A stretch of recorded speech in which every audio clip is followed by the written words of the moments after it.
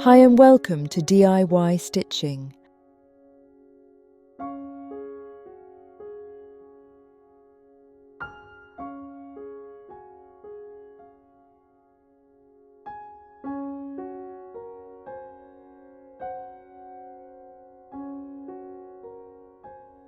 If you'd like a sample sketch of today's patterns, you can download it using the link in the description. Transfer the pattern in any method you like, or try our DIY home print method. For these borders, I used linen fabric, cotton strand embroidery floss, and an embroidery needle.